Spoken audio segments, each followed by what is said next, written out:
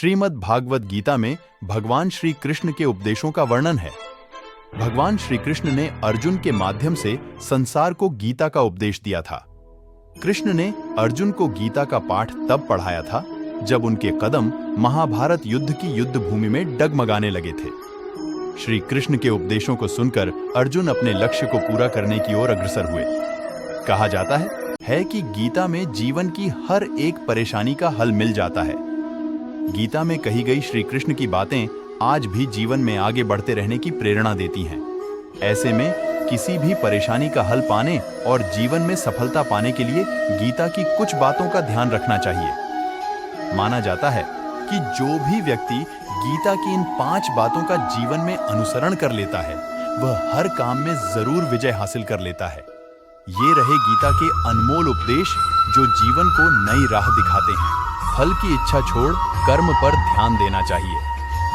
गीता में श्री कृष्ण ने कहा है कि मनुष्य को फल की इच्छा छोड़कर कर्म पर ध्यान देना चाहिए।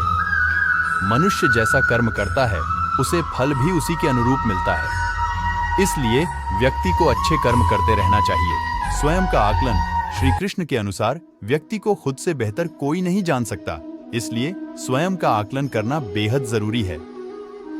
गीता में कहा गया है कि जो व्यक्ति अपने गुणों और कमियों को जान लेता है वह अपने व्यक्तित्व का निर्माण करके हर काम में सफलता प्राप्त कर सकता है। क्रोध पर काबू रखें। क्रोध में व्यक्ति नियंत्रण खो बैठता है और आवेश में आकर गलत कार्य कर देता है। यहाँ तक कि कभी-कभी गुस्से में व्यक्ति खुद का अहित कर बैठता है। गीता में श्री कृष्ण ने बताया है कि क्रोध को खुद पर हावी नहीं होने देना चाहिए। यदि गुस्सा आए तो स्वयं को शांत रखने का प्रयास करें। मन पर नियंत्रण, हमारा मन ही हमारे दुखों का कारण होता है। ऐसे में श्री कृष्ण ने गीता में कहा है कि जिस व्यक्ति ने अपने मन पर काबू पा लिया वह मन में पैदा होने वाली बेकार की चिंताओं और इच्छाओं से भी दूर रहता है। साथ ही व्यक्ति को अपने लक्ष्य को भी आसानी से प्राप्त कर लेता है। स्पष्ट नजरिया।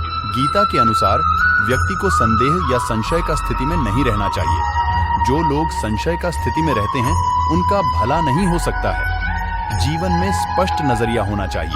क्रोध पर काबू रखें। क्रोध में व्यक्ति नियंत्रण खो बैठता है और आवेश में आकर गलत कार्य कर देता है।